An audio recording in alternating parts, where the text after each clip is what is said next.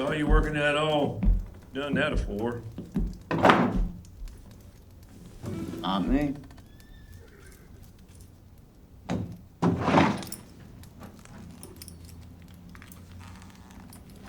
That's good as new. You've the knack. More so than me. There's little equity in the Lord's gifts. That is so. Look around you. Study the judge. I done studied. Mayhaps he ain't to your liking, fair enough. But man is a hand at anything. I mean, you wouldn't know to look at him that he could outdance the devil himself now, would you? The man can dance. You will not take that from him. I mean, he can cut a trail, ride a horse, shoot a rifle, track a deer. I've never seen him turn to a task, but what he didn't just prove clever at it. He speaks Dutch. Dutch? He does, for I heard him do it. We cut this parcel of crazy pilgrims down off the Yano, and the old man and the leader of them, he just spoke right up in Dutch like we was all of us in Dutchland. And the judge just give him right back. I thought Clanton came there to falling off his saddle. Yeah. And none of us know him to speak it. And when asked where he'd learned it, you know what he said? What'd he say? Off a Dutchman. Hell, I couldn't have learned it off 10 Dutchmen. What about you? No, not me. Oh, God. Gifts of the Almighty are weighed out and parceled in a scale peculiar to himself. For what purpose? May just be the Lord's way of showing how little store he sets by the learned. Whatever could it mean to one who knows all? He's an uncommon love for becoming man, and godly wisdom resides in the least of things, so that it may well be that the voice of the Almighty speaks most profoundly in such beings as lives in silence themselves. Let it go how it will. God speaks in the least of creatures. No man has given leave of that voice. I ain't never heard no voice. When it stops, you know you heard it all your life.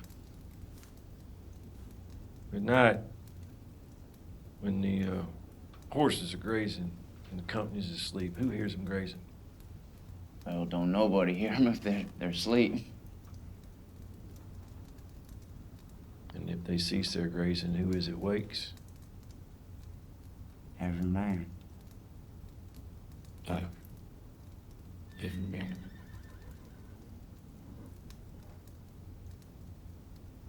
The voice ever stop for you?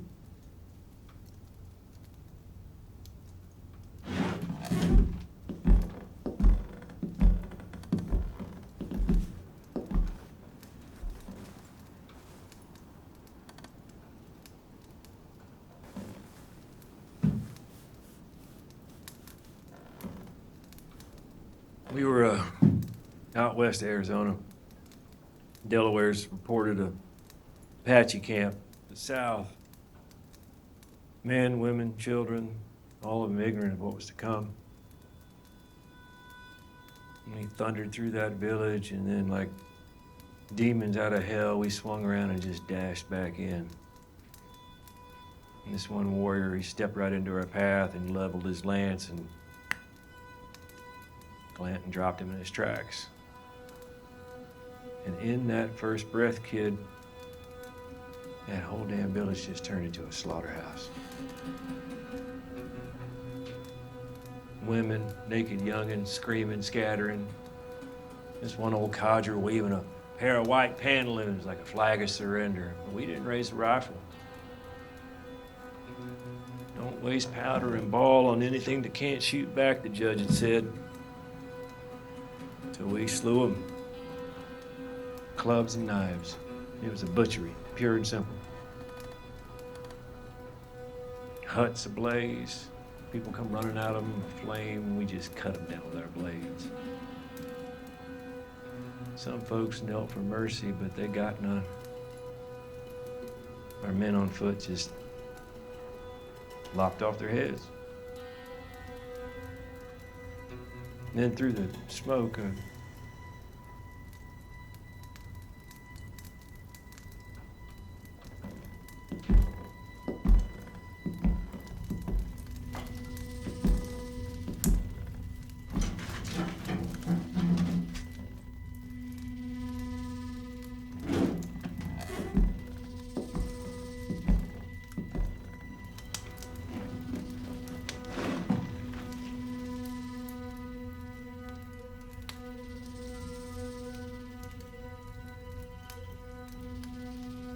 then I saw through the smoke one of the Delawares. In each hand, a howling, naked infant. And he squatted in this ring of midden stones. Took them one at a time, swung them by their feet, and smashed their heads against the rock. And when their cries stopped, that's when I realized so had God's voice.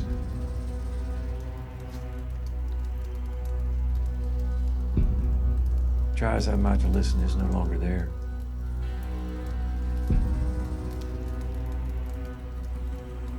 Never before in my life heard anything as deafening as that silence. And I looked up upon the dead. Havoc of blood and entrails. This newfound dumbness in my ears.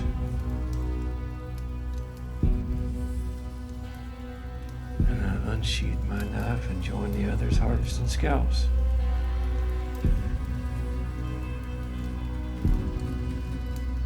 It ever come back? God's voice?